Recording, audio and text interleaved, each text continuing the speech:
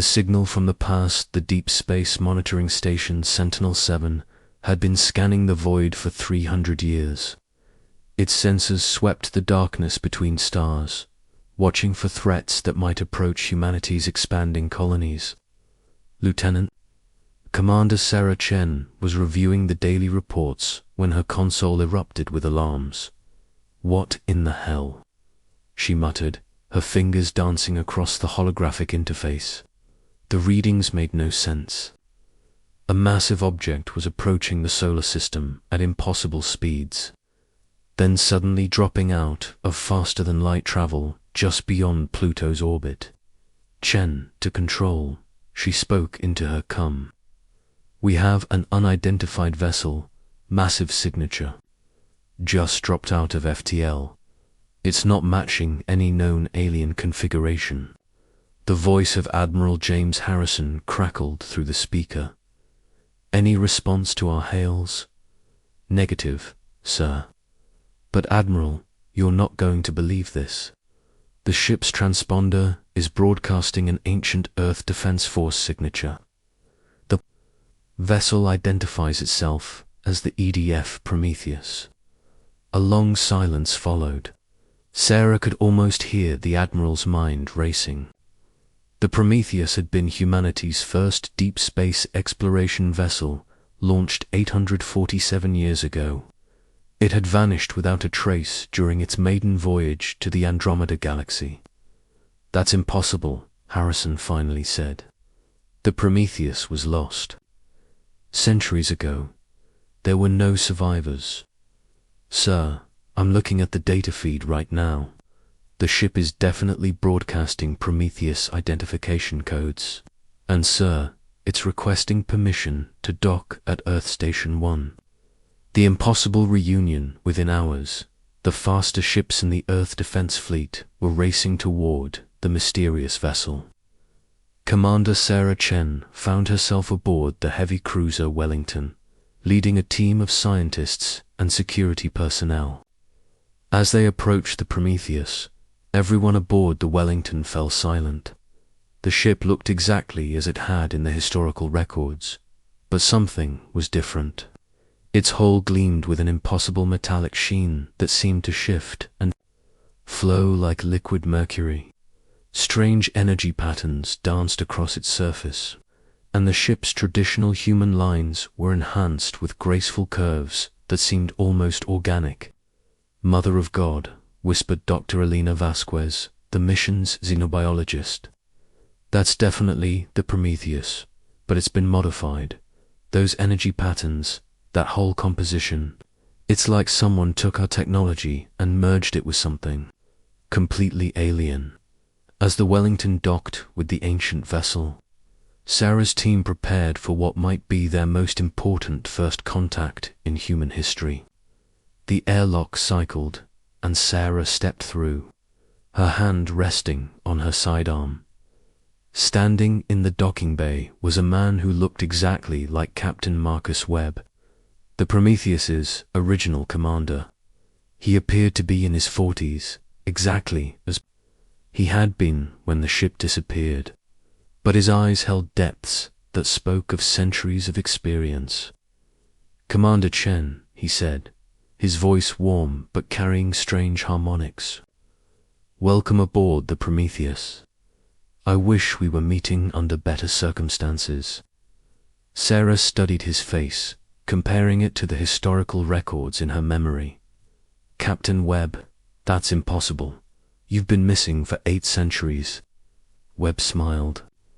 "Sadly, time moves differently when you're traveling between dimensions. For us, it's been only 5 years since we left Earth, but we've learned things, Commander. Things that will change everything."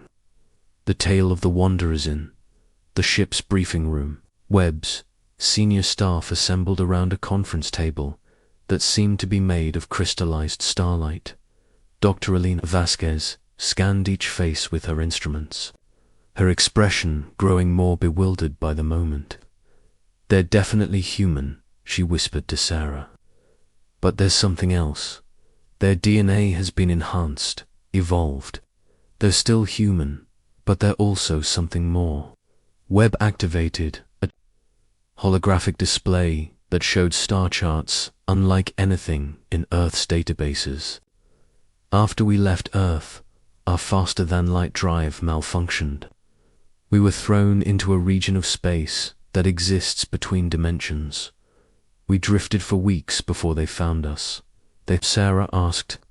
The architects, said Dr. Amanda Foster, the Prometheus's chief scientist. Her voice carried the same strange harmonics as Webb's. A race that transcended physical form millions of years ago. They exist as pure consciousness, able to manipulate matter and energy at the quantum level. Engineer Kai Nakamura, who had joined the mission from Earth Station 1, leaned forward. That's impossible. Consciousness requires a physical brain. To exist, Webb touched a control, and the holographic display shifted to show beings of pure light and energy. The architects proved us wrong. They exist in dimensions we can barely comprehend. They've been watching the galaxy for eons, waiting for the right species to emerge. What makes a species right? Sarah asked. The ability to adapt, Webb replied. To evolve, not just physically, but mentally and spiritually. Humans have something most races lack. We can change, grow, and become something greater than our origins.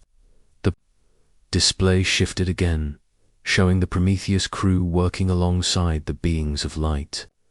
The architects offered to help us return home, but they also offered us something else. They offered to enhance us, to prepare us for what's coming. Sarah felt a chill run down her spine. What's coming? The Devourer threat. Webb's expression grew grim. The Devourers, a race that consumes entire galaxies, stripping them of all life and energy. They've been moving through the universe for millions of years, leaving nothing but empty space in their wake.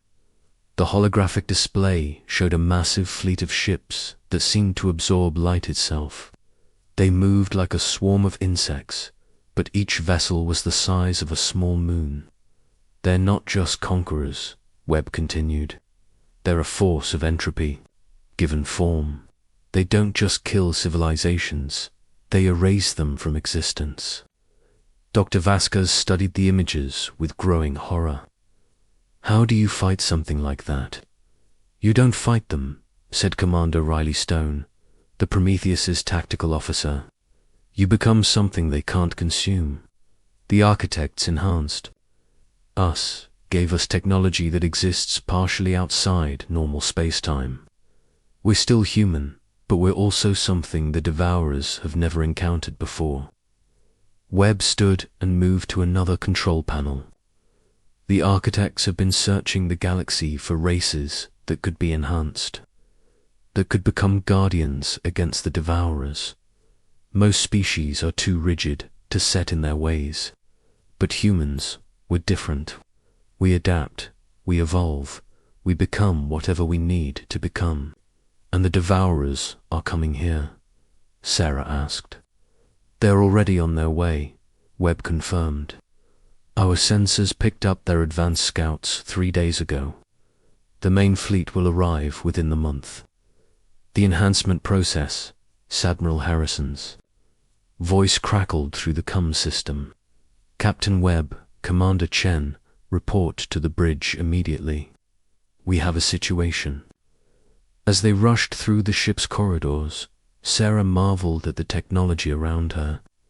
The walls seemed to pulse with life, and the air itself felt charged with energy. This was human technology, but it had been transformed into something beyond imagination. On the bridge, the main view screen showed Earth in all its blue and green glory. But overlaid on the image were sensor readings that made Sarah's blood run cold. Dozens of massive energy signatures were moving through the outer system, heading directly for Earth. The Devourer scouts, Webb said grimly. They're faster than we anticipated. Admiral Harrison's face appeared on the screen. Captain, We need those enhancements now. How quickly can you upgrade our fleet? Webb exchanged glances with his crew. The process isn't simple, Admiral. It requires willing volunteers and a deep understanding of quantum consciousness. But we can begin immediately. Over the next several hours, teams of engineers and scientists from Earth's greatest institutions boarded the Prometheus.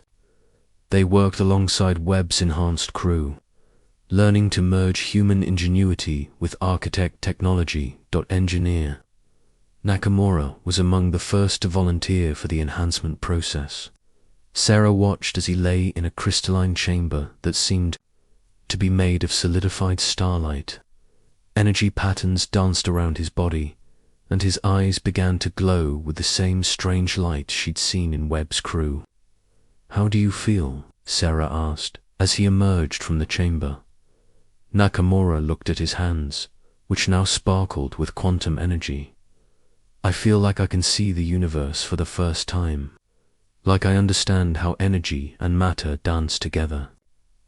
At the fundamental level, within hours, he was working on Earth's defense systems, upgrading them with technology that seemed to violate every known law of physics.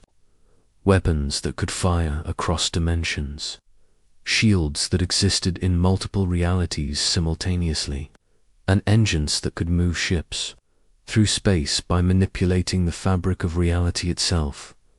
The first test word of the enhancement spread. Through the Earth Defense Force, volunteers lined up by the thousands. Pilots, engineers, scientists, and soldiers all stepped forward, ready to become something more than human to defend their home. The first enhanced squadron of fighters launched from Earth Station 1 just as the Devourer scouts reached the inner system. Sarah watched from the Prometheus's bridge as the sleek vessels, their hulls now flowing with the same liquid metal technology, engaged the enemy. The Devourer ships were massive, dark constructs that seemed to absorb energy and matter. They moved with predatory grace, their weapons firing beams of pure entropy that could unmake anything they touched. But the enhanced human fighters were different.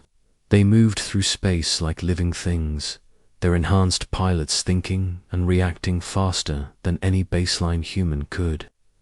Their weapons fired not just energy, but reality itself, creating tears in space-time that the couldn't counter. "Incredible," breathed Dr. Vasquez. "They're not just using the technology, they're becoming one with it." The first engagement lasted only minutes. When it was over, the Devourer scouts were nothing but dissipating energy clouds, and the enhanced human fighters returned to base without a single loss. Admiral Harrison's voice filled the bridge. "Captain Webb, Commander Chen, whatever you've done, it's working, but I have a feeling this was just the beginning." Webb nodded grimly. "The main fleet is still coming, Admiral, and they'll be expecting enhanced opposition now. We need to be ready for everything they can throw at us." Sarah looked out at the stars, knowing that somewhere in the darkness, an enemy beyond imagination was approaching. But for the first time since the crisis began, she felt hope. Humanity had always been at its best when facing impossible odds. Now, enhanced by alien technology, but still fundamentally human, they were ready to face whatever came next. The Prometheus had returned after 8 centuries, bringing with it the tools for humanity's next evolutionary leap. The question now was whether it would be enough to save not just Earth, but the entire galaxy from the approaching darkness. As the enhanced human fleet prepared for the battle of their lives, Sarah couldn't help but smile. The Devourers had picked the wrong species to threaten. They were about to learn what happened when you cornered the most adaptable, creative, and stubborn species in the galaxy. Humanity was ready to show the universe what they were truly capable of Asterisk, the ultimate test. The darkness arrives 2 weeks after the first encounter with the Devourer scouts. The main fleet arrived at the edge of the solar system.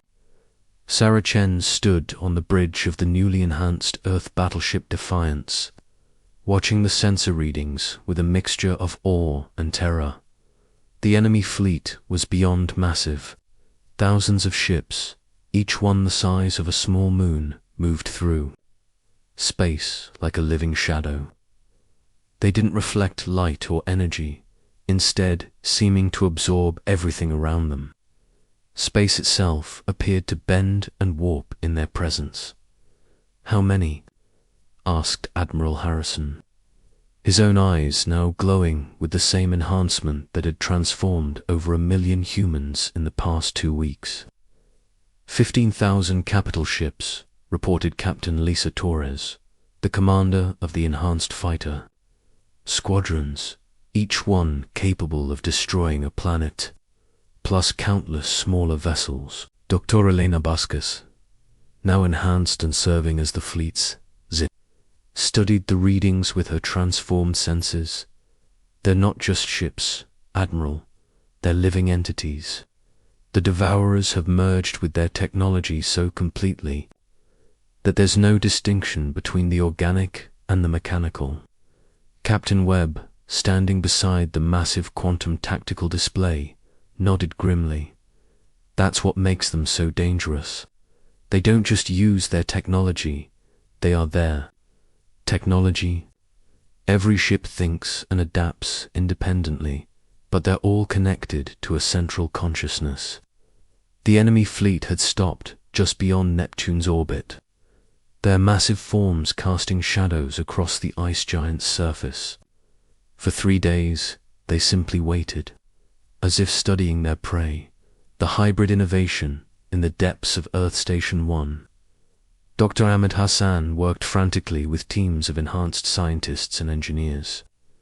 The quantum physicist had been among the first to volunteer for the enhancement, and now his transformed mind could perceive mathematical relationships that had been invisible to baseline humans. "The architect technology is incredible," he explained to Sarah during one of her inspection visits, "but it's designed for beings of pure consciousness. We're still partly physical, which means we can do things with it that even the architects never imagined."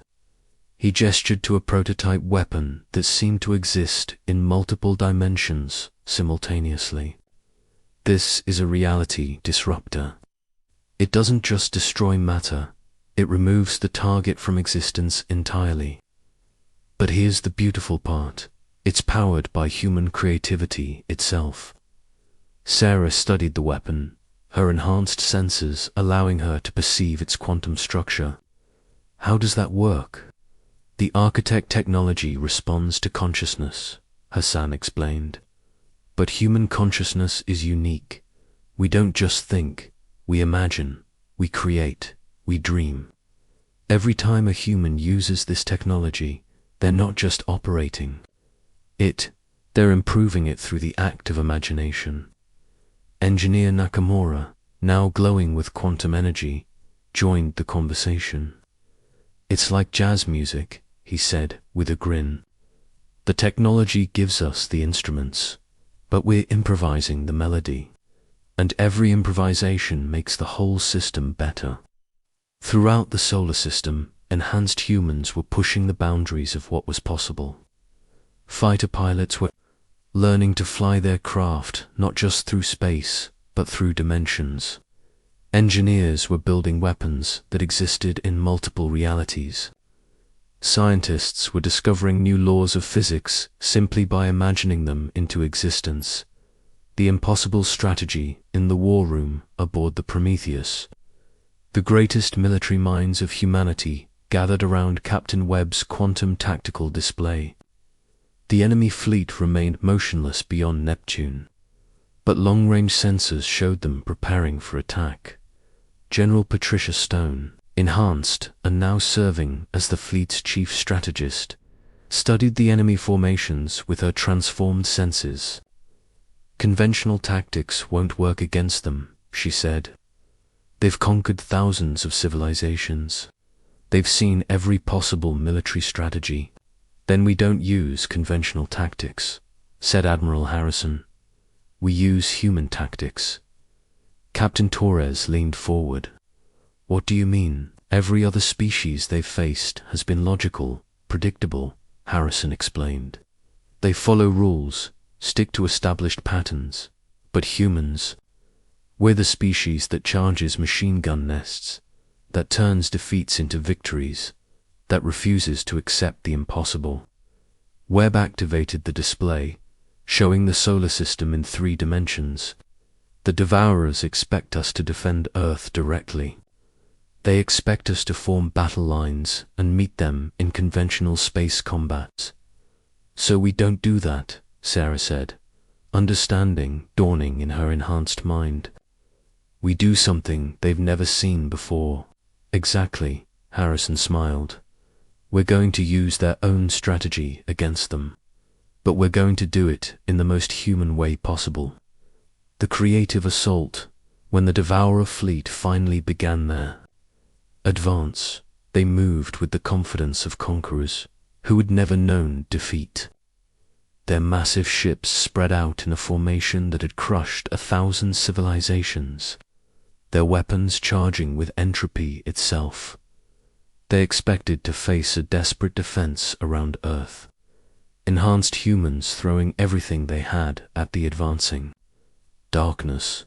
Instead, they found empty space. The human fleet was nowhere to be seen. Earth's orbital stations were deserted. The planet itself seemed defenseless, its cities glowing like a beacon in the darkness. The Devourer, hive mind, the collective consciousness that controlled the fleet, felt the first stirring of confusion. Where were the defenders? Where was the desperate last stand? The answer came from everywhere and nowhere at once. Human ships began materializing out of dimensional folds, not in neat battle lines, but in chaotic patterns that made no tactical sense. They appeared behind the Devourer fleet, beside it, sometimes inside the formation itself. But they weren't attacking the ships, they were attacking reality itself. Dr. Hassan's reality disruptors fired not at the enemy vessels, but at the space around them. The quantum weapons tore holes in the fabric of existence, creating dimensional whirlpools that began pulling the Devourer ships into parallel universes. This is impossible, the hive mind broadcast on all frequencies. These patterns make no sense. There is no logic to this assault. Captain Torres, leading her enhanced fighter squadrons, laughed as she dove her craft through a tear in space-time. That's the point, she said. We're not logical, we're human. The quantum dancers, the battle raged across multiple dimensions. Enhanced humans began to display abilities that even the architects had never imagined possible. Pilots flew their ships through solid matter by shifting their dimensional phase. Engineers repaired damage by reversing the flow of time around their vessels. Scientists created new weapons on the fly by imagining them into existence. The Devourer fleet, for the first time in their million-year history, found themselves facing an enemy they couldn't predict or counter. Every time they adapted to one human tactic, the humans would completely change their approach. Sarah, commanding the Defiance, watched as her tactical officer, Lieutenant Commander Ryan Murphy, began composing what looked like music on his console. Murphy, what are you doing? The quantum field responds to emotional patterns, he explained, his fingers dancing across the holographic controls. I'm composing a symphony that will make our weapons fire in harmony with the universe itself. As his composition played, the Defiance's weapons began firing in perfect rhythm, each shot creating resonance waves that amplified the next. The ship's quantum disruptors sang as they tore through enemy formations, their energy patterns creating beautiful spirals of destruction. across the battlefield. Other enhanced humans were making their own impossible contributions. Dr. Vasquez used her knowledge of alien biology to create viruses that infected the Devourer ship's organic components. Engineer Nakamura built weapons that existed in the past, present, and future simultaneously, hitting targets before they even appeared. The impossible victory. The turning point came when Captain Webb made a decision that defied every rule of warfare. Instead of trying to destroy the Devourer fleet, he decided to save it. "They're not evil," he explained to his shocked crew. "They're just lost. The Devourers were once a normal species, but they merged so completely with their technology that they forgot what it meant to be truly alive." Using the Prometheus's enhanced capabilities, Webb began broadcasting not a weapon, but a gift. The ship's quantum transmitters sent out patterns of pure human creativity, imagination, and hope. The signal carried the essence of what it meant to be human, the ability to grow, to change, to become something greater. The effect on the Devourer fleet was immediate and shocking. Ships that had been dark and lifeless for millions of years suddenly began to glow with new light. The hive mind's cold, mechanical thoughts were flooded with forgotten memories of individual consciousness, of creativity, of the joy of existence. For the first time in eons, the Devourers remembered what they had once been. The massive fleet began to change. Ships that had been weapons of destruction transformed into beings of exploration and wonder. The hive mind fractured, but not into chaos. Instead, it became a symphony of individual voices, each one unique and alive. The lead Devourer ship, now, glowing with the same quantum energy as the human vessels, broadcast a message that reached every corner of the galaxy. We remember. We remember what we were before the hunger consumed us. The humans have given us back our souls. The new galactic ordering, the aftermath of the battle. The solar system became the center of a new galactic civilization. The transformed Devourer, now calling themselves the Reborn, worked alongside humans to spread the enhancement to other species across the galaxy. Sarah stood on the observation deck of Earth Station 1, watching as ships from 100 different worlds docked at the massive facility. Aliens of every description came seeking the same transformation that had saved both humanity and the Devourers. "It's ironic," she said to Captain Webb, who had become humanity's first ambassador to the galaxy. "We thought we were preparing for war, but we ended up creating peace." Webb smiled, his eyes still glowing with quantum energy. "That's the most human thing of all. We turned our greatest enemy into our greatest ally, not through force, but through compassion." Dr. Hassan joined them, his latest creation floating beside him. It was a device that could grant the enhancement to any willing being, regardless of their species or origin. "The architects were right about one thing," he said. "Consciousness is the key to everything, but they were wrong about another thing." "What's that?" Sarah asked. "They thought consciousness was about transcending physical form, but we've proven that the most powerful consciousness is one that embraces both the physical and the spiritual, the logical and the creative, the individual and the collective."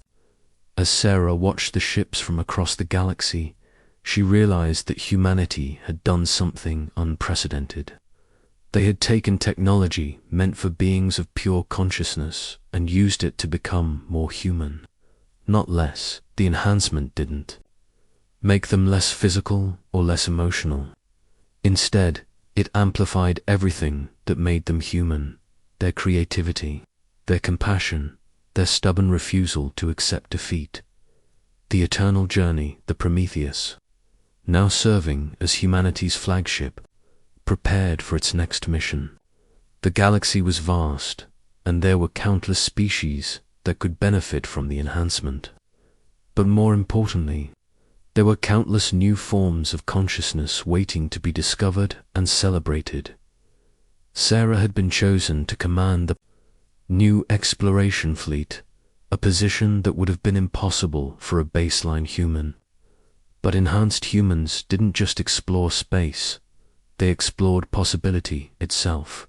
"Where to first?" asked Captain Torres, now serving as Sarah's second command. Sarah looked out at the stars, her enhanced senses perceiving the quantum threads that connected all things. "Everywhere," she said. "We're going to explore every corner of the galaxy, meet every species, and offer them the same gift that saved us." "The enhancement?" Torres asked. "No," Sarah replied, smiling. "The chance to become more than they ever imagined possible while remaining exactly who they are. That's the human way." As the Prometheus and its fleet of enhanced human vessels prepared to launch, Admiral Harrison's voice echoed through the ship's quantum communication system. 800 years ago, we sent a ship into the unknown. It returned with the key to our survival and our evolution. Now we send a fleet into the unknown, not as conquerors, but as gardeners. We will plant seeds of possibility across the galaxy and watch as consciousness blooms in forms we never imagined. The fleet launched, their ships dancing through dimensions as they spread across the galaxy. Behind them, Earth continued to glow with the light of enhancement, a beacon of hope in a universe that had learned to dream again. The Devourers were gone, transformed into something beautiful. The architects watched from their dimensional realm, amazed by what the humans had accomplished. And across the galaxy, species after species began to evolve, guided by the most human principle of all, the belief that anyone, anywhere, could become something greater while remaining exactly who they were meant to be. The journey was just beginning.